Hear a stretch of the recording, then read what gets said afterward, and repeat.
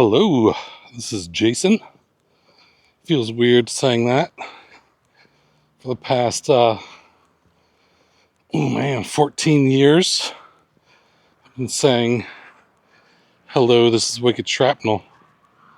But I'm going to be posting videos over here now. The only time I'll post a video on my Wicked Shrapnel channel will be if I get back into video games, and I wouldn't hold your breath. I think I'm pretty much done with video games. So that means I'm pretty much done with the Wicked Shrapnel channel. I'll spin you around. Some stuff to show you in my neighborhood. This they dug up to tap into the the utilities and stuff, and ran them across the street because they're building a whole new development over here. It's actually coming along pretty quick. We've got, I guess those are townhouses, so there's 3 in 1. They got 10 houses going. And then another exciting thing, let me show you. So they have all these little orange things. Came in, and that's where the Google Fiber is going. So this is just what's this say? Permanently lubricated, ribbed. Wow, it sounds sexy. But it's I think that's what they use to just pull the fiber through, maybe. Oh, there's actually what's this?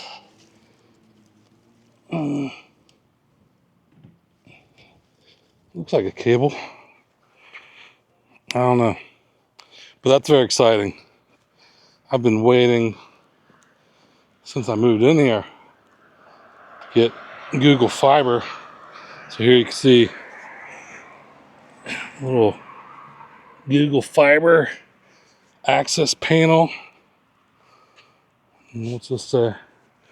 Buried fiber optic cable. They actually put it in the road. See a little freshly cemented strip. They just dug up the road right there, stuck the cable down in there. Well, they put a tube in there that they're going to pull the cable through. And we can actually see it up here. Miles and miles of fiber. It's laying here. So this is what the actual cable looks like. I don't even know. Let's see where the end of it is. Man, you don't want to get that knotted up. Where the end of it is. It's only one end's going in there. It's pretty cool. But they're working on it. So before long, I will have Google Fiber. Can't wait. Right now I'm paying, it's $100, and I get 400 megabits per second down. And I think it's 40 megabits per second up. So for $100, and for $100 with Google, I'm pretty sure that gets me 2 gigabits per second down and 2 gigabits per second up. I think you get 1 gigabit per second for $80 a month. And it goes up to, I think they go up to 5 now. You get 5 gigabits per second up and down in your house. But unless you have a ton of people in your house, it's kind of worthless to even have a backbone that big, because unless you have a 10 gigabit per second network on all the devices in your house, which they would have to be wired devices, wireless devices. I don't even know what the maximum speed is at the moment, but what they advertise is not nearly what you get in real life through Wi-Fi. I would say like 1 or 2 gigs is more realistic throughput you can get with Wi-Fi these days, no matter what they really advertise. To get the full advertised speeds, you have to be sitting like right next to the wireless router. So if you're going to be doing that, you might as well be wired. But I'd say a gig up and down for $80 a month. It's really all you need. That's probably what I'll do. So I'll lower my internet costs by $20 and get a much better service. I'll have to check the prices on that, because don't quote me on that. I can look it up real quick. Right now I'm walking to the post office. I just sold a pair of shoes that I've owned for like 2 years. I've never worn. It's a pair of like Echo trail shoes, and I don't remember the last time I've been on a trail. It's probably been 20 years. But I bought these shoes, and I bought another pair of Echo boots, which I've already sold, just because they're like on sale for like 50% off. So I'm like, oh my gosh, it's so cheap, I have to buy it, or it's like I'm losing money, even if I never use them. But I've been going through just selling anything in my house that I don't use. And sold these. And I actually didn't lose much money on them, because they were, originally like $180 shoes. And I bought them for like, man. That was retail, but then they were marked down to like $140, and I bought them for like $90 on the super sale. Something like that. Oh, Google Fiber. All right, here's the Google Fiber. So 1 gig for $70 a month. That's up and down. 2 gig for $100. 5 gig for $125. 8 gig for $150. That's insane, man. 8 gig internet. That's new. That's new and crazy. Wow. So I'll probably just go with the gig. That's really fast enough. Unless you're running a business and you got like, 20, 40 people running on the same backbone, where that can make sense, where you have, mini 1 gig wireless connections going over the same pipe. Whereas me, it's just me, so I'm the only one running over it. Oh, they got things all tore up here too. I think they're widening the road. You see these stakes in there? I think they might be going all the way back there, like making this road like double wide. And then the actual street part, I think, will come to here. And then, I don't know. We're gonna see. They're definitely gonna be widening it though, all the way down. Oh, it's my cross time. I almost missed the opportunity. Whew. So I was walking every day for 10 weeks straight, over 6 miles a day, anywhere between 6 and 10 miles a day. And then I got COVID, and that kind of put me out of commission for a week. And then when I tried to walk again, I was getting cramps. We get winded. So, like, even though I didn't feel like I had the flu, I was not able to perform like I was for those 10 weeks prior to getting the bug. So I've slowly been trying to work my way up to walking every day. And I did walk the day before yesterday. I walked one of my original laps, and it ended up being like 7 miles, a little over 7 miles for the day. And I got 2 big blisters on my right foot. So it's kind of tough to get back into it. I feel like I'm starting all over again. I don't know how my feet would soften up like that in just, a matter of weeks. I used to have to keep doing it. When I was doing it every day, my muscles were like constantly sore, but my feet had kind of toughened up to where I wasn't getting blisters. And I do put, like right now, I have some moleskin covering up the blisters on one foot. That stuff's a lifesaver. I just bought some cheap moleskin off of eBay.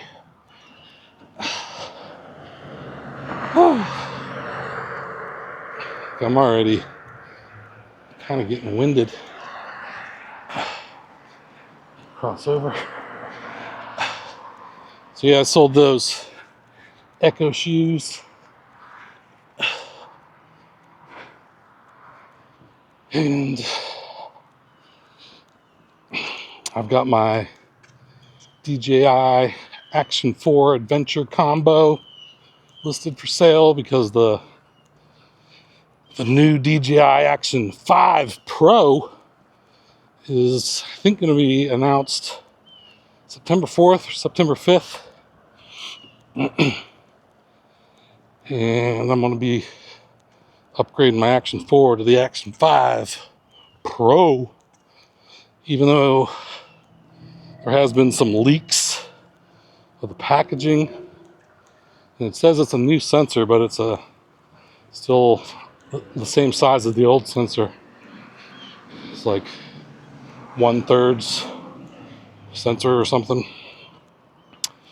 So I was kind of hoping that they would upgrade it to be a 1-inch sensor like this Pocket 3 that I'm using right now is.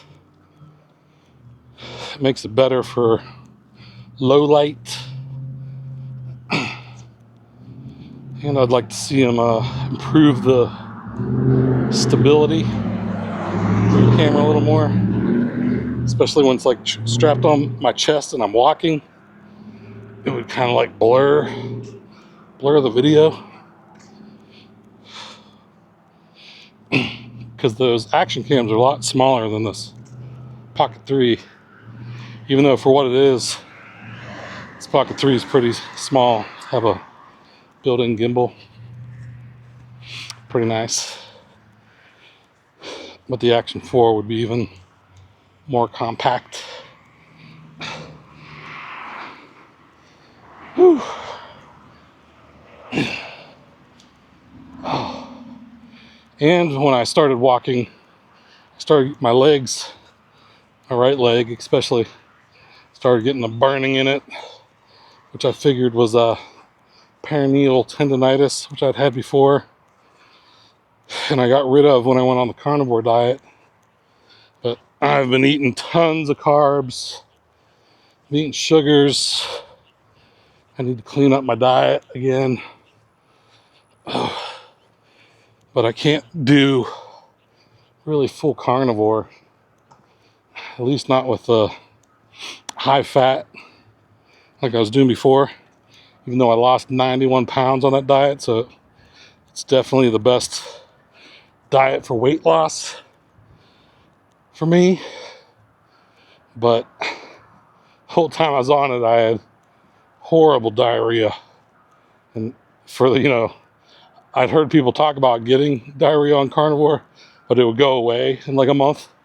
But I was on that diet for like a year, and it never went away. So, welcome to the post office. They're hiring. Want to work at the post office? All right, I gotta get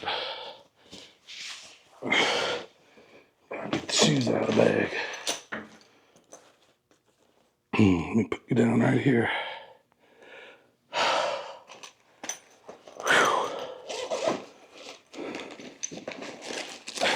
And also another thing, I've been using this for packaging. Just these little plastic bags. Makes them lighter, more compact. Pay less for shipping.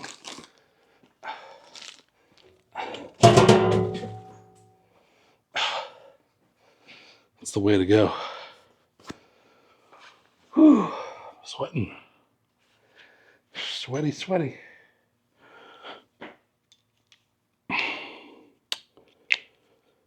All right. I'm going to, hold on 1 second. All right. All right, let me strap you on my chest right here. Gimbal endpoint reached.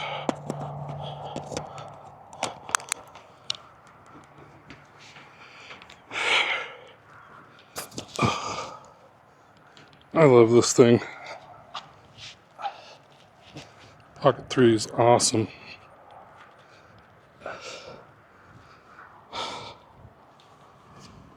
All right. Let's go. Let's cross the street. We'll keep going up that way.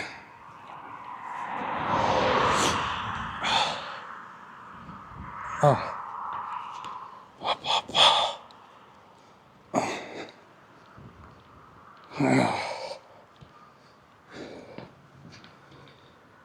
So here you can see this is where the fiber came in. You can still see that gray strip.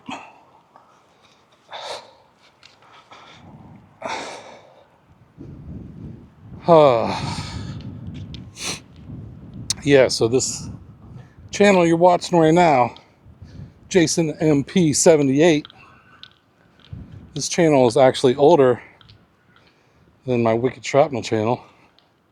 If you look back, the oldest video, I think it was 2007 or 2008, and I didn't start the Wicked Shrapnel channel until 2010. It was February 2010 is when I created that channel. The first video I posted on here was a Rubik's Cube video. It was a very bad Rubik's Cube video. It wasn't really much of a tutorial. It was more of a demo of me solving a Rubik's Cube.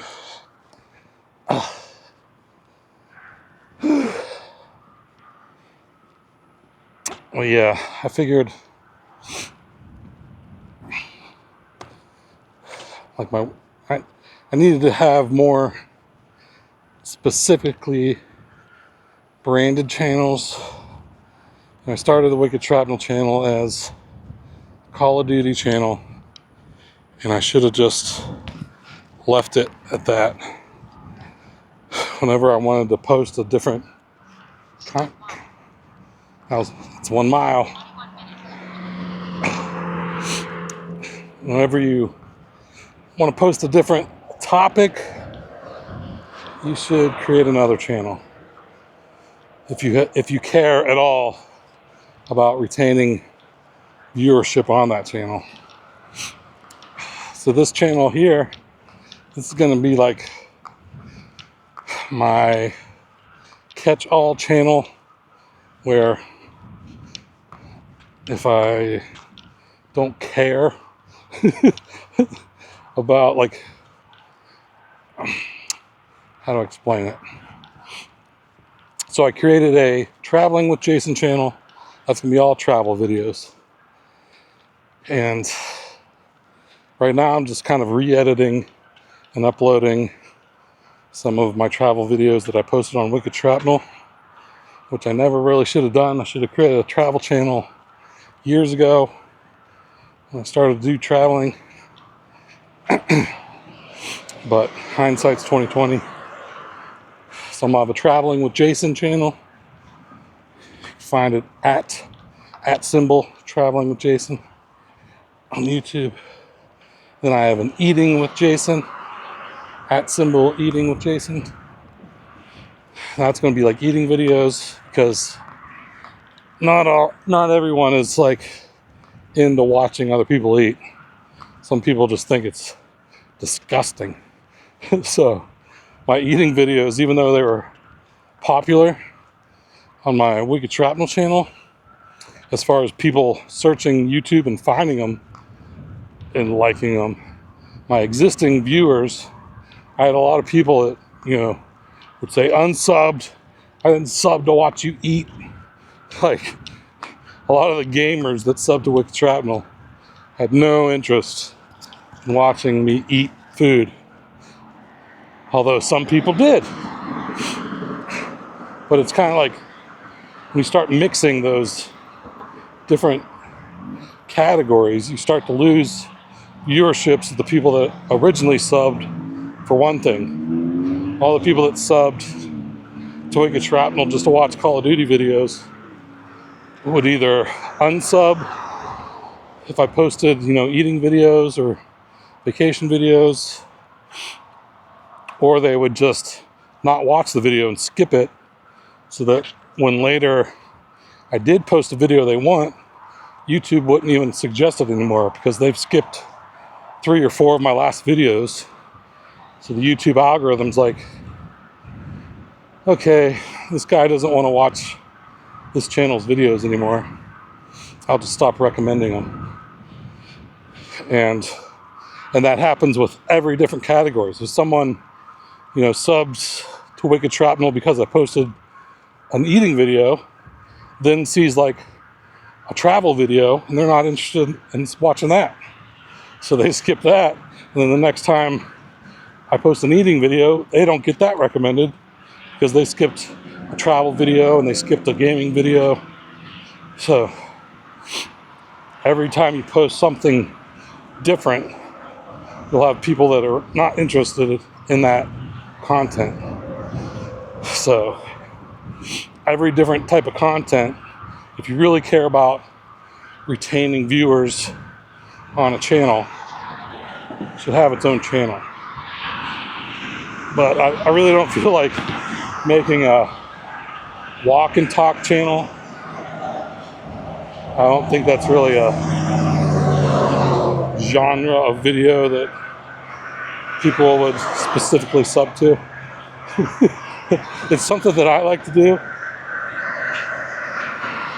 And I like to get out here and, one, walk just for exercise. But then I like to talk too. Just, I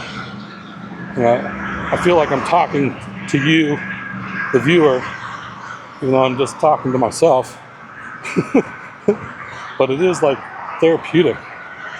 I get things off my mind. It's like, I don't know, my own therapy walking session. When I come out and walk, when I'm not making a video, I usually have my earbuds in and just listening to like a podcast or music.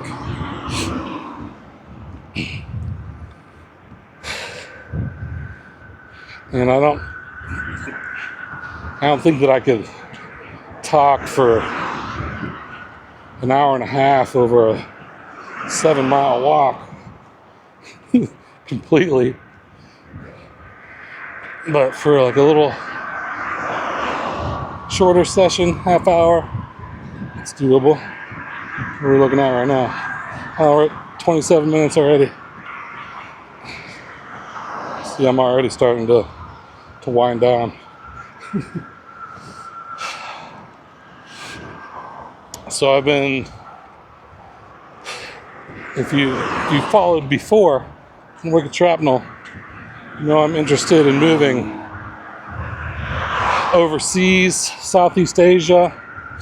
I had a retirement goal set for 50 years old. I'm going to be 46 in 8 days from now. September 10th is my birthday, my 46th birthday. So I've got a 4-year target of retiring, and that target is just like the maximum. That's the maximum that I'm gonna work. If I get laid off, like there's been,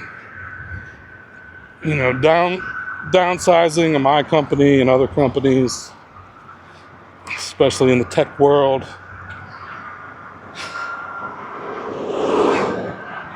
Look at that cable. That's a big hog right there. Look at the girth. Look at the girth on that baby. Pretty sure that's fiber. That's like one of the bigger backbones. But yeah, if I get laid off in my job, I'm not going to be seeking other employment. That'll just be my retirement date. Whatever date they decide to lay me off will be my retirement date.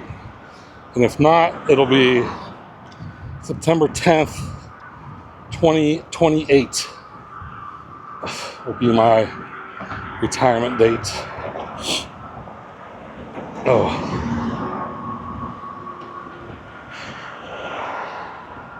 So I have been looking at, my main place that I'm looking at is Thailand, and I have already booked a trip to Bangkok for this December, from like mid-December to mid-January. So I'll be there a full month. And I did rent an Airbnb condo, like right in the heart of Bangkok. It's like the busiest around the Asok BTS station, the Sukhumvit MRT. If you've ever been to Bangkok, you know. Look at these. There's some more display of girth erect out of the land.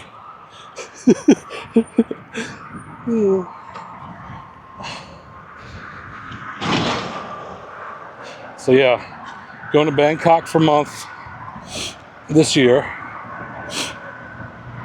And I think sometime next year, I might go to Vietnam.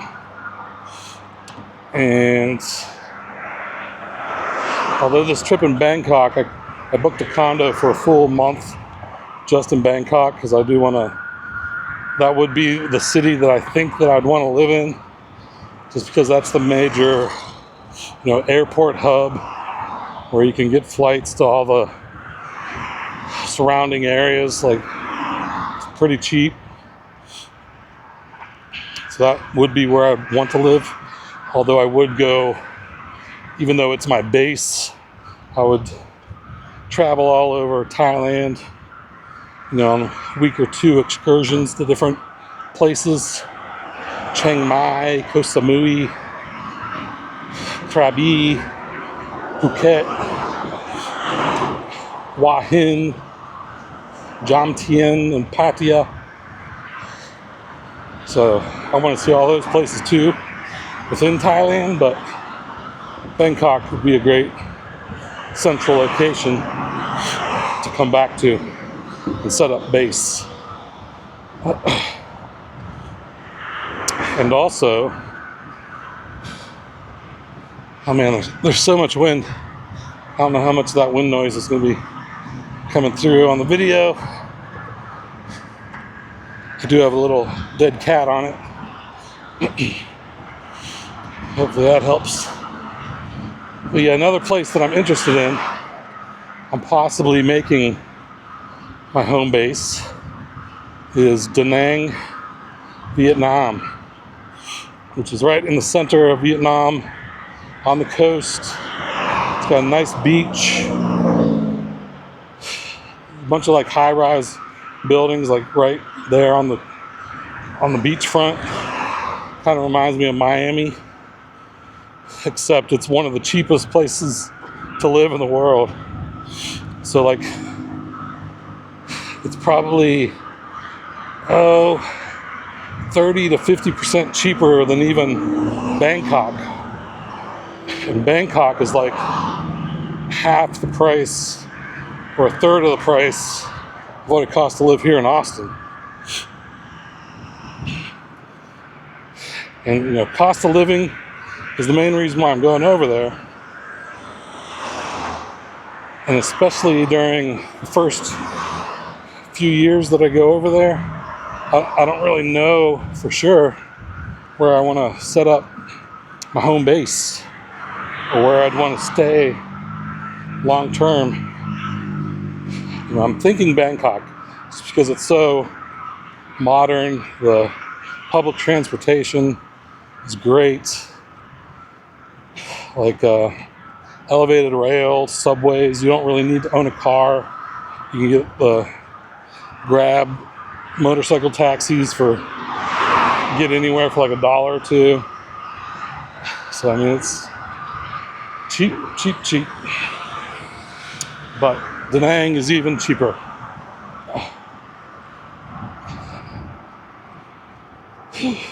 But like even the food, like, oh my god, that car is still out. Like Bangkok, you can get meals for like $3, $2 or $3. Da Nang, you can get a meal for $1.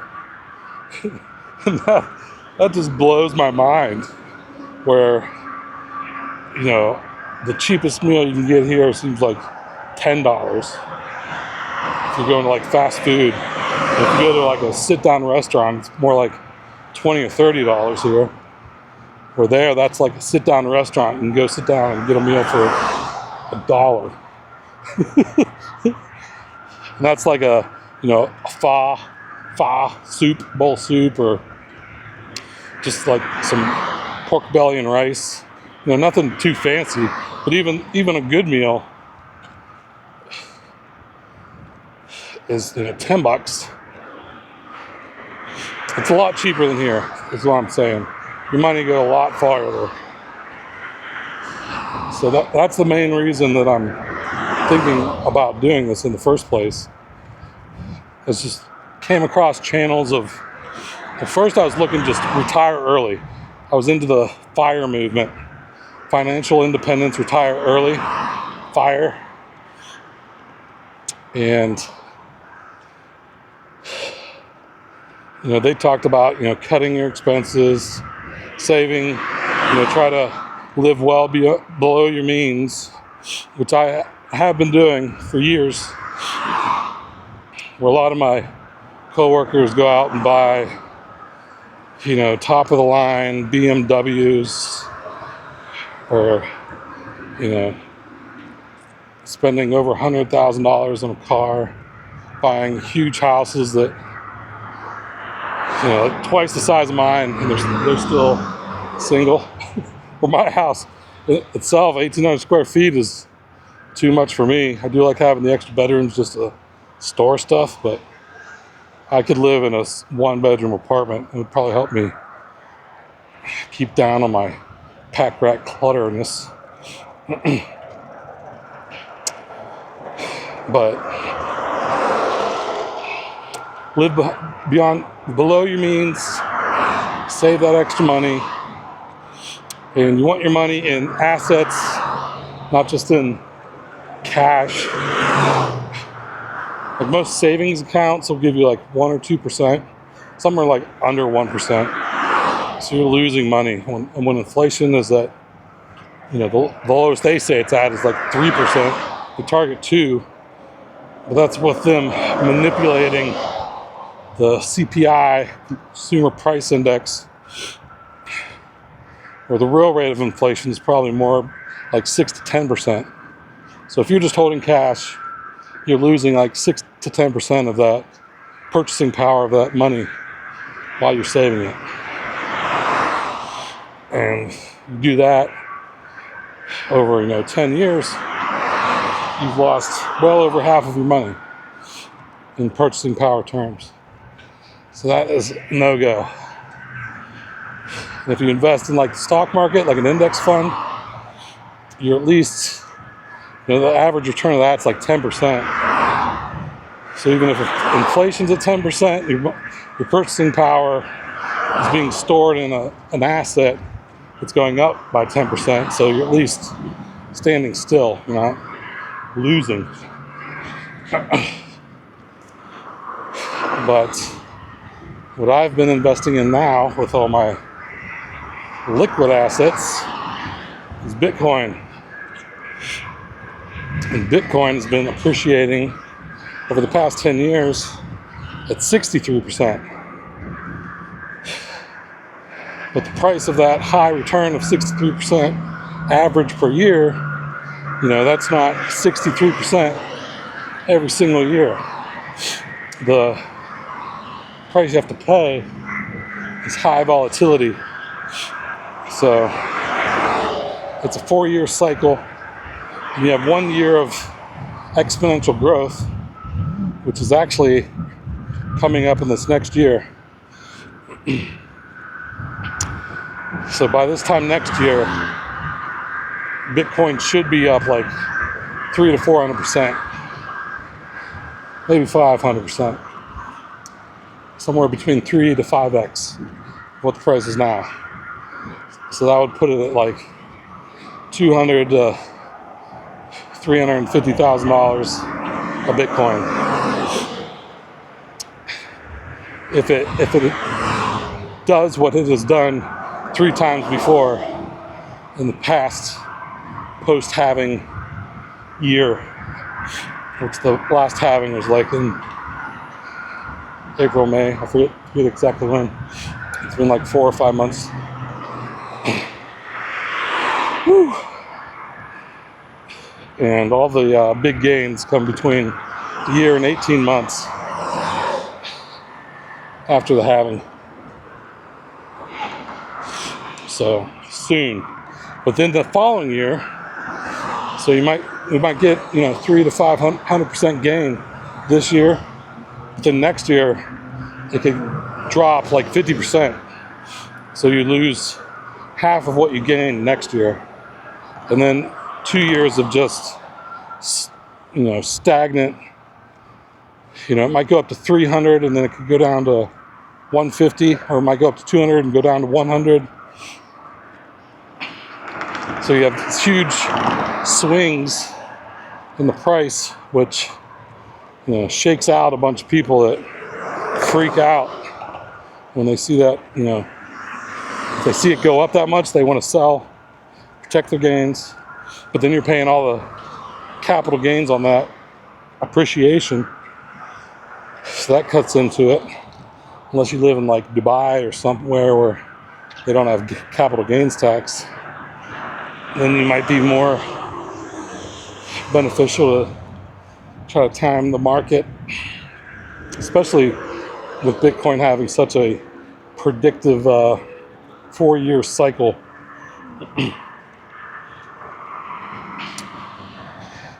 And the first time it did it, it's kind of everyone just thought it was a fluke. This is crazy.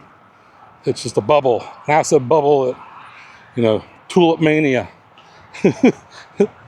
But then after the halving again, the second halving, it did it again. So, okay, it did it twice. Kind of a coincidence. But it kind of, more people are taking notice. And then after the third halving, it did it again. But each time it's dropped. The gains have gone down by like 60% each halving cycle as the market value of the whole asset classes go up. It's harder to move a larger ship at the same rate that you moved a smaller ship. So like the first halving was like 9,000%, and the next one was like 6,000. The next one's like 3,000, something like that. just to give an example. I don't remember the exact figures, but this time it should be like 300 to 500%. So we'll see. But I've got, I still have my 401k that I can't touch until I'm 59 and a half. And I've got my house, which I'm probably going to hold on to maybe another year. I'm thinking when interest rates get cut, they're supposed to get cut in September, mortgage rates will start coming down. And, that should send the price of houses up. When the rates come down, the prices should go up.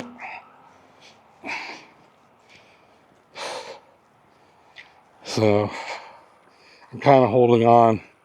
I wish I would have sold my house back in like March of 2022. That's when it really peaked out. The value of my house was like at $525,000 then. If I could have got that money and just went and rented an apartment, I'd be sitting pretty. Especially if I put all that money into Bitcoin at the time. Bitcoin since March 2022 is up like 200%. So I would have had, $1.5 million from a $500,000 house. That would have been nice. Hindsight's 2020 though. Ooh.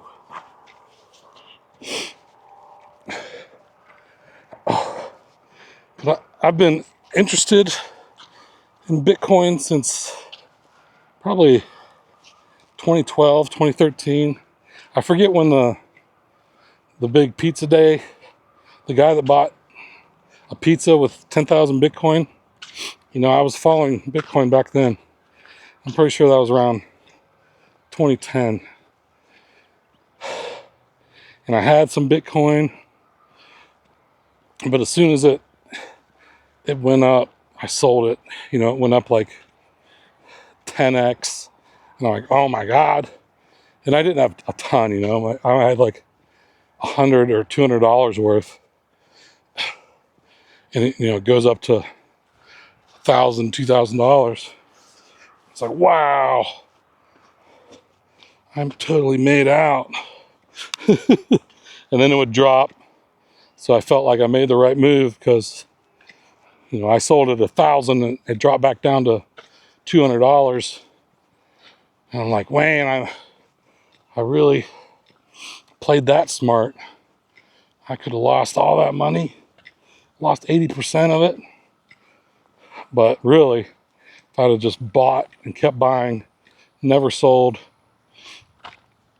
back since 2010, man, I'd be a billionaire. And even though those type of gains are out of reach now with Bitcoin, Bitcoin's never going to go up 9,000% in 1 year again. But it will still go up 300 to 500%. I'm almost sure of that within a year. Like it's already gone up 100, 200% within a year.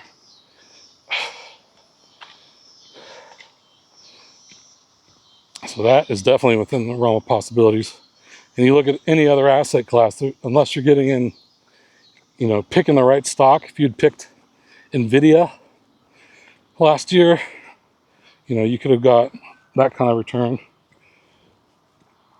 But it's a lot harder to pick the next big stock than it is to just buy Bitcoin. And there's the freedom aspect of it too, where there's been instances, not really in America yet, but like in Canada, with the truckers strike, where the government went in. You know, all they were doing was going on strike, and like driving them trucks. They, you know, might have been like blocking some roads. They're protesting, and governments like went in and seized their bank accounts, locked up their funds. Where if they had Bitcoin, the government can't do that. The only way you can control the Bitcoin is if you have the private keys to the Bitcoin, and that's if you're holding it in self-custody. So Bitcoin can be a complicated asset if you really want to do it, you know, for protecting your money, being your own bank. You have to learn, you know, how to self-custody. You got like cold storage wallets. So you really want to learn all about that stuff before you start moving money off into cold storage, because if you lose your keys, then you lose all your money and nobody's going to be able to get it back for you. Like there's stories of guys from back in the early days, 2010, that they were mining Bitcoin, and this guy had, you know, I forget how many, 20,000 Bitcoin or something on a hard drive. And back then it was worth pennies. It probably was before 2010. Like it was before there was really much monetary value with it at all. You know, it might have been worth $5, $10, who knows. Anyway, it wasn't worth much back then. And his wife wanted him to stop mining. So he kind of, you know, got rid of, put the stuff to the side, and then somehow it got thrown away. You know, they're doing some spring cleaning, and the hard drive that he had got thrown away. But at the time he's like, nah, whatever. You know, it wasn't worth that much anyway. But then a few years go by, and that 20,000 Bitcoin, like now, would be billions of dollars. So that's the danger of self-custodying your Bitcoin. Or the other way is to store it on an exchange, like Coinbase is a reputable one. There's River, Robinhood is a crypto exchange, Fidelity. So that, where it's custodied on an exchange, you buy the Bitcoin, and you're actually buying real Bitcoin, but they're holding it for you. Fidelity's holding it for you in your crypto account. Or Robinhood, Strike. So the two I'm using right now is Robinhood and Strike. I did have some on Fidelity, but Fidelity charges you 1% to buy and charges you 1% to sell. So that could be very costly in the future, and you couldn't transfer your Bitcoin out or in a Fidelity. It was just you buy it and it's held in custody and you can't move it. So I wanted to get it out of Fidelity. Let's go over here. They're still doing construction here. Let's see if we can cross.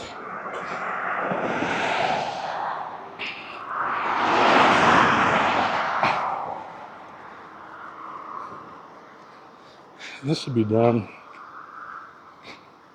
not too long from now. All right, so yeah, Fidelity. I mean, I trust them. They're definitely good at holding crypto, but those fees of 1% to get money in and 1% get money out, I just thought that was a little high, especially when there's other places that you can go. So Robinhood charges a fee, transaction fee when you buy or sell. It varies depending on demand. I've seen it, where I've seen it is as low as 0.35%. So that'd be like 1/3 the cost of what Fidelity's charging. And it goes up, I've seen it as high as 0.45%. It's a little less than half of what Fidelity charges. But still, much better than what Fidelity's charging. So I'd sold my Bitcoin on Fidelity, I transferred the cash over to Robinhood, then I bought it again on Robinhood. Transferred from Fidelity to Robinhood. But then after that, I started watching more Bitcoin videos. Came across Jack Mallers. He's this young kid, he's like 25, from Chicago. He created a company called Strike. And just recently, in the past month or two, they introduced a service where you can buy Bitcoin, DCA, dollar cost averaging. So you set it up on a reoccurring purchase schedule. It could be daily, weekly, monthly. And at first I was doing daily, but then all those transactions hitting my bank account every day was kind of just clogging up my activity feed, so I switched it to weekly. But anyway, what the new service is on Strike is if you set up a reoccurring purchase, you'll pay a fee for the first week. So if it's daily, you'd pay the first 7 Bitcoin buys. Or if it's weekly, you'd just pay for the first Bitcoin buy, the fee, which is a variable fee depending on how much you're buying. But it's typically about 1%. It's like 0.9 some percent. But that's only for the first buy. So then every reoccurring purchase, every week, there's no fee. So you're just buying Bitcoin fee-free. And I don't even think that they have a spread. Because that's another thing that, like Fidelity, that 1% is a spread price. So if you buy, if you're buying $100 of Bitcoin, they'll make a spread to where you're paying 1% more for that Bitcoin than what it actually costs at the moment in the open market. So that's how they're getting money. Hold on, I need to put some stuff in my backpack. I had my phone in my pocket and a little tripod, and it kept pulling my pants down. So now I have nothing in my pockets. It's pretty wild out here. I've walked through here at night, and all these street lights aren't on yet. So only the street lights, I think they start somewhere like maybe right out of sight from here. So this area is like pitch black at night. Kind of spooky.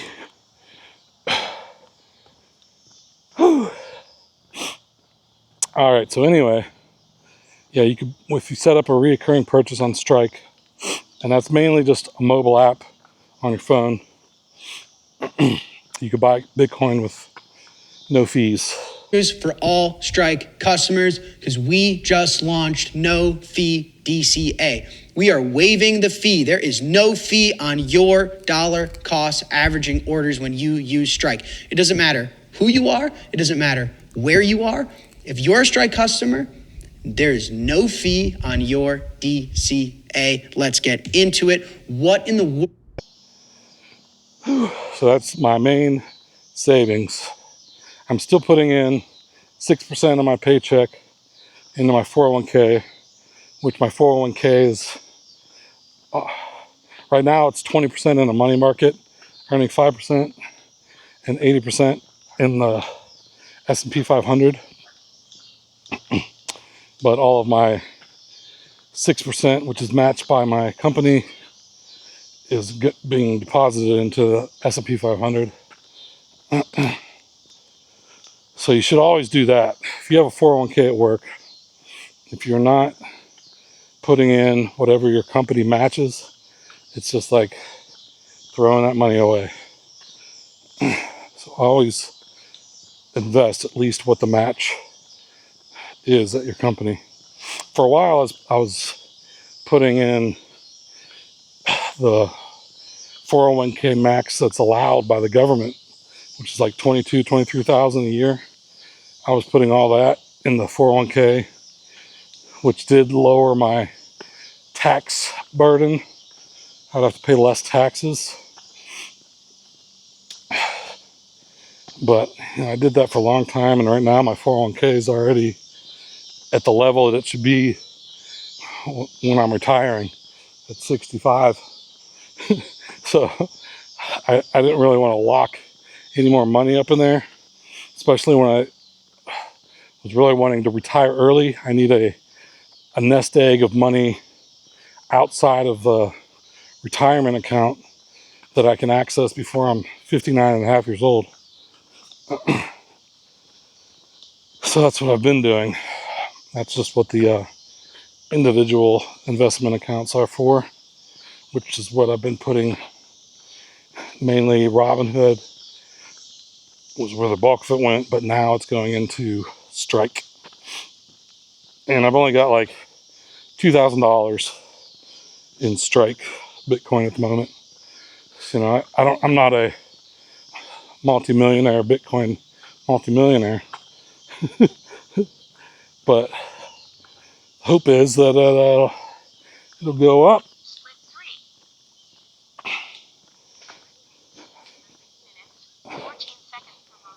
Oh, we're at the 3 mile mark. Not too bad, not too bad. Whew. And this is just a smaller portion of the loops I've been doing. I usually don't walk all the way down to that busy road. I'll probably do a walk again in the future. Maybe do my whole 7 mile, hour and 30-40 minutes walk someday. Although it's been so hot that I've been walking at like 8 or 9 o'clock at night when it's dark. I strap a light on my head because it wasn't getting below 90 degrees until then. Right now it's 85 degrees and it's 6:46, so it's cooled off a little in the past week. Whew.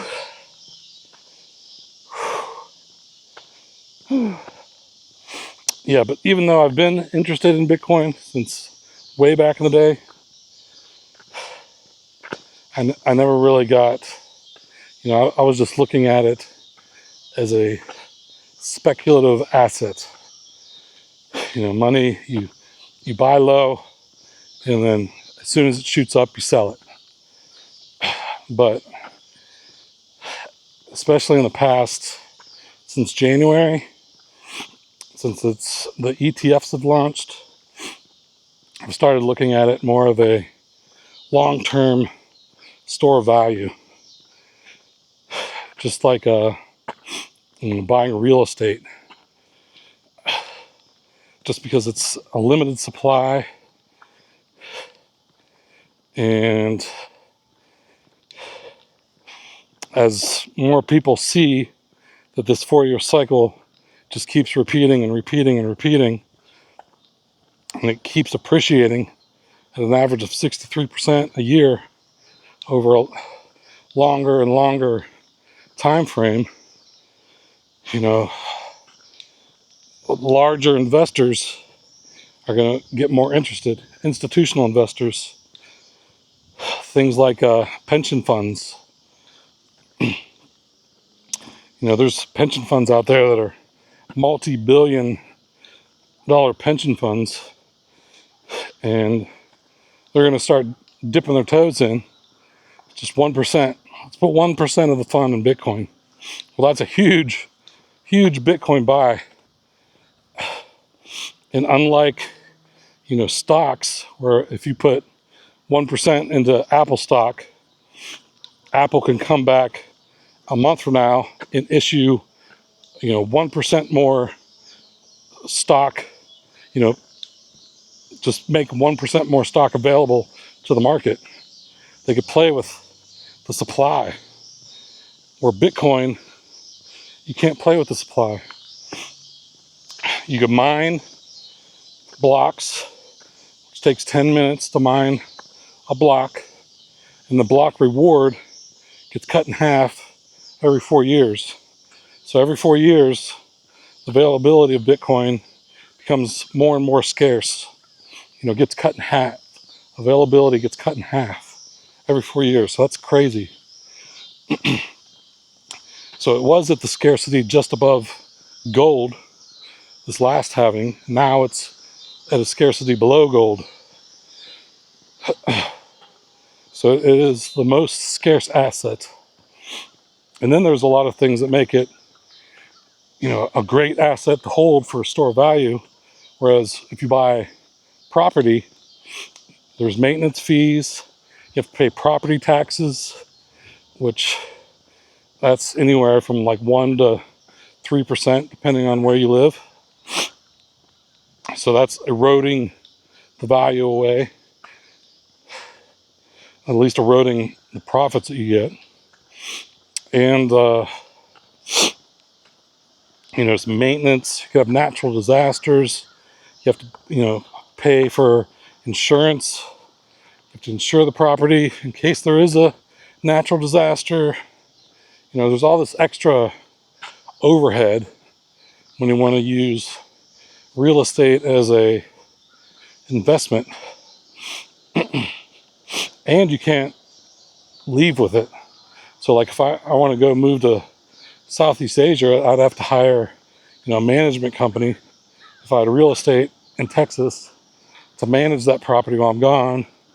And, and if something big happens, I may have to come back here to deal with stuff that is more, big than, if there's, I don't know, burglaries or natural disasters or whatever. It's just more, you have to be more hands-on with that investment. Whereas if you buy Bitcoin, you don't have to do nothing. You just have to not sell your Bitcoin. And it's going to appreciate faster than real estate on average. Like, unless you're buying real estate in like New York City, Manhattan, or, Miami on the beach, even though that property might be depreciating a lot soon with sea levels rising and whatnot. They've been getting bigger and bigger floods every year. So, that's another thing. Your investment could end up being underwater, literally. So I've been looking more at Bitcoin like that, just like buying property. And you could buy it in, you can't invest in a house. You can't invest like only $100 in an apartment in Manhattan. But you can invest $100 in Bitcoin. You can invest $1 in Bitcoin. So it's, it could be at the level of what you have to invest. You can invest fully whatever you have into that property being Bitcoin, digital property. And now we've talked about self-custody and talked about storing Bitcoin on an exchange. But now, since January, there's been a new way to invest in Bitcoin, which is through an ETF. So BlackRock and Fidelity, they're the main two big ones, which is BlackRock's IBIT, IBIT, and Fidelity's FBTC. And that opened up investing in Bitcoin by just, buying, just like you'd buy the S&P 500 index, like Vanguard VOO. You can buy a Bitcoin ETF that gives you exposure to Bitcoin. even though you don't physically have the Bitcoin, and it's not stored on an exchange specifically on your behalf, like it would be if you bought it on Coinbase. But it does represent that amount of money in Bitcoin. Although it's only traded during normal stock market hours, which is what, like 9 to, what is stock market hours on East Coast time? It's like 9:30 to 4 or something, Monday through Friday. Or 9 to 4:30. I think it might be 9 to 4:30. But whatever it is, it's only limited time. It's like 30% of the hours of a week is where you're in the market with your Bitcoin holding. But that is the easiest way. And it's the only way that some places can invest in Bitcoin. You know, like an endowment or a pension fund. Like, they might have rules in place where they can't just buy Bitcoin, but they could buy an ETF. So that opens up investment to those type of places that have, you know, a lot of money that they're managing, and now they can start putting a percentage of their portfolio into Bitcoin, which could potentially, you know, that could be the next big catalyst for Bitcoin. And it's only been available since January, and a lot of the institutional investors and endowments and all those things, they have to like watch, they'll have to watch that ETF over like the next year before they ever start putting their toes in it. But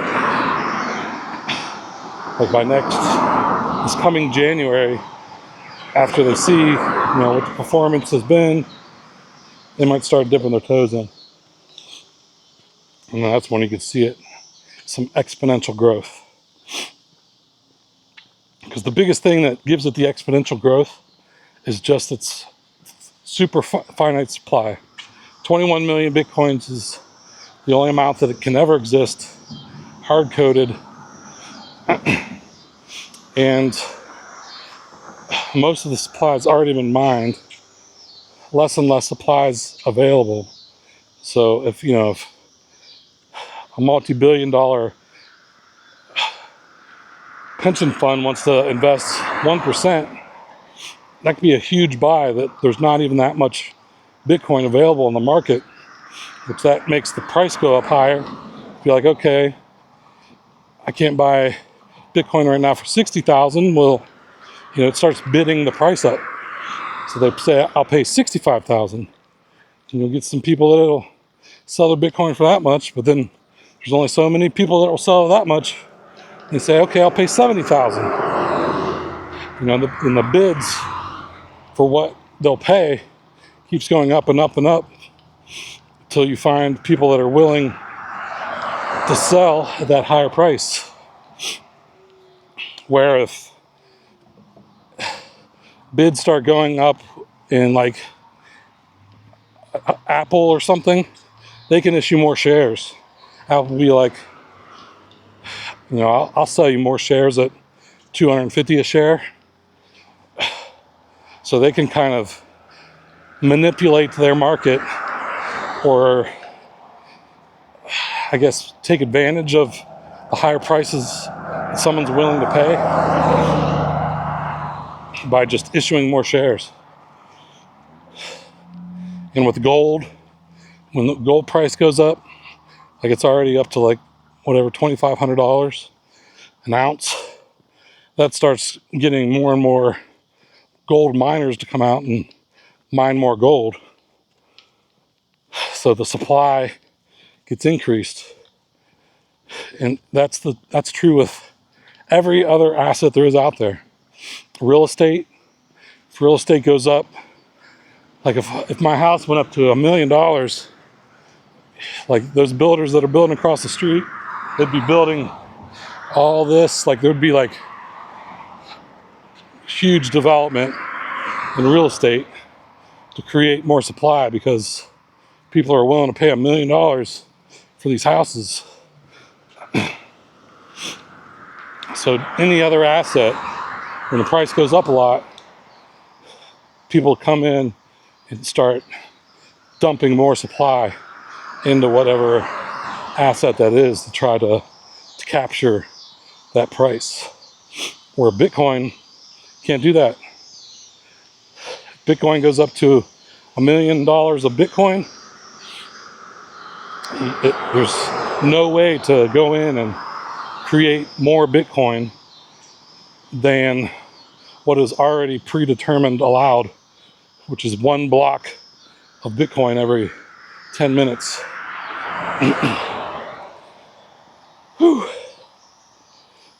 And then how much is in that block gets cut in half every 4 years.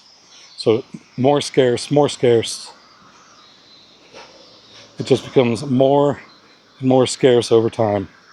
No other asset that does that.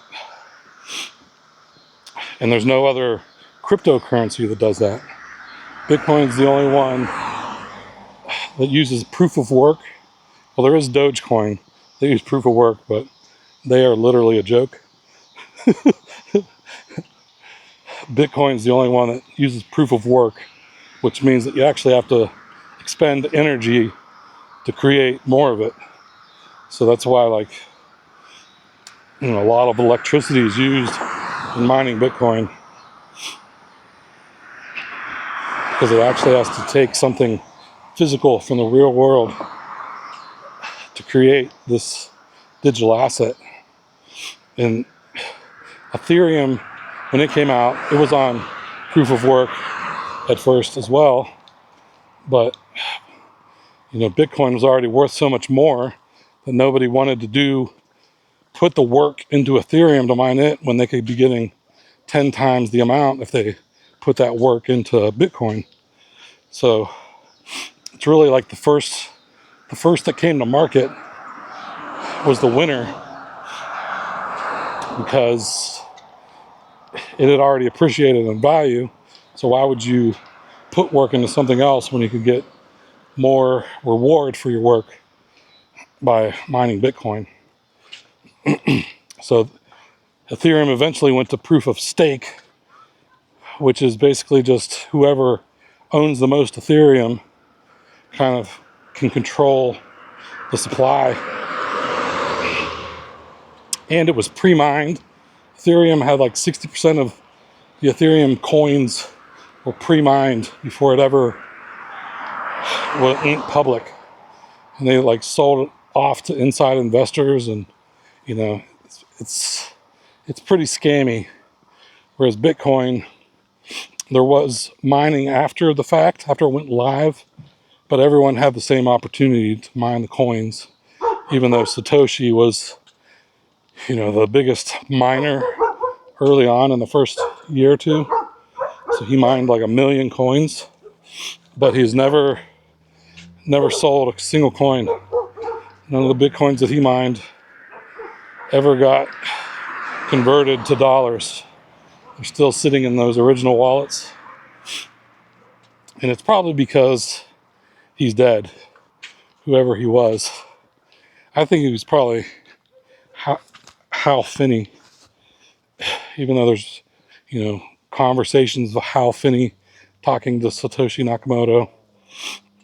That could have just been a distraction or a ruse to kind of say that, yeah, see, I was talking to him, so I'm not him. And then Hal Finney got, I think, ALS, and then died before Bitcoin ever really took off. So whoever it is, I would be pretty sure they're dead. Or else why wouldn't you have at least sold a couple Bitcoins when you have 1 million of them? And each one's worth $60,000 right now. you'd want to tap into a little bit of that, wouldn't you? I have a hard time believing that if you did have access to those coins, or 4 miles, if you did have access to those coins, you wouldn't want to spend at least just one little coin.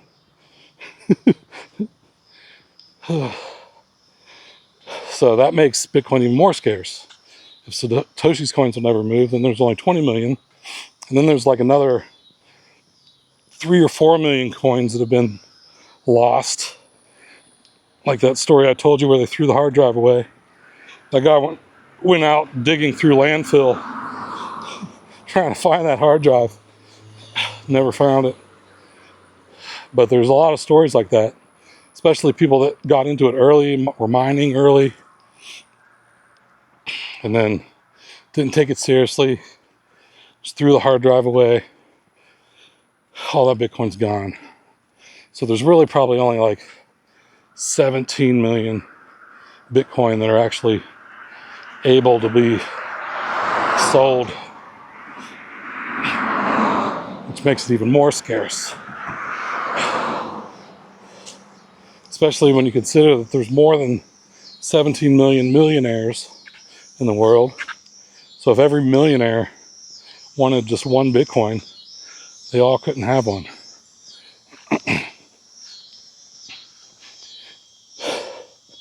So if you can get one Bitcoin, you will be set in the future. So right now it's so early. There's like less than 100 million people in the world that own Bitcoin. When just, if that goes up to 10x, if a billion people are wanting Bitcoin, the price will just go crazy because of that finite, limited supply.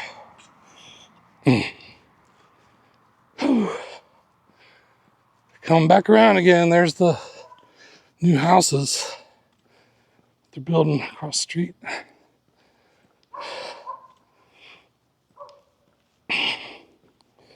This is a pretty good walk. I didn't think I'd be going over a 4-mile walk today. And I don't think there's a single person out there that have watched this whole video. If you have watched this far, you're a champ.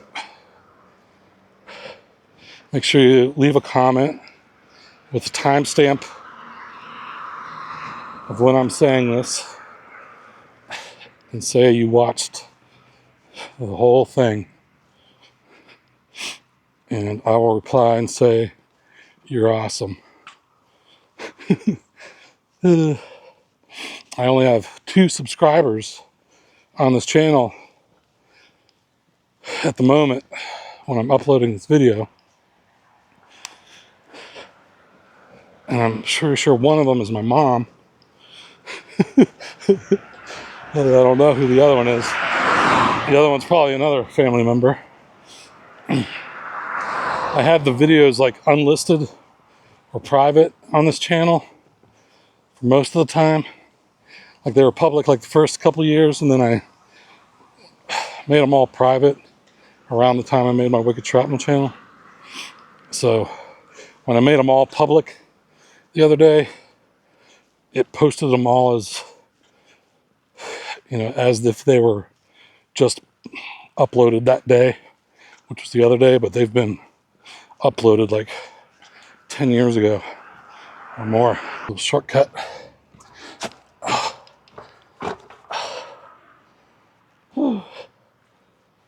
Man, what are we at?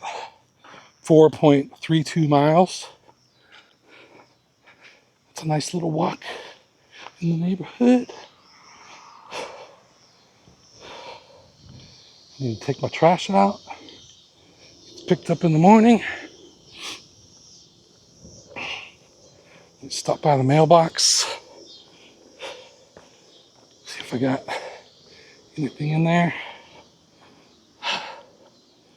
How long's it been? 85 minutes. Coming up on 90 minutes. So I was actually walking pretty slow. I can walk like 6 miles in 90 minutes at my full pace. And this was more of a casual stroll around the block. If I walk too fast, here's my fast walking speed. I thought that might make everything a little too bumpy.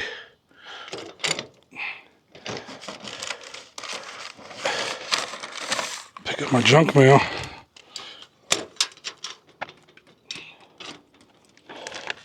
Junk. I wish you could make a request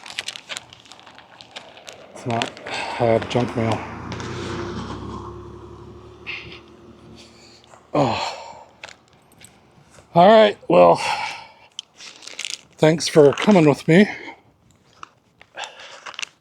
Oh, get you off here. Thanks for coming on a walk with me. It's good exercise. I'm gonna go soak in the bath for a little bit. And, I'll just be uploading random videos on this channel. I really don't care. You could sub if you want to. If you care to see these kind of videos in the future. But my Eating with Jason channel and Traveling with Jason, those will be more polished videos on those topics. And it'll be a lot of like, even when I make a travel video, I'll get to the restaurant and be like, if you want to see the meal that I'm actually eating here, go check out my Eating with Jason channel. The video will be posted there. So the travel video will just be showing you places, and then the eating will just be showing you eating meals. And then this channel will just be random stuff that I record and doesn't fit in those categories. And I may make other channels in the future. We'll see. All right, well, thanks for watching, and talk to you later. Take it easy.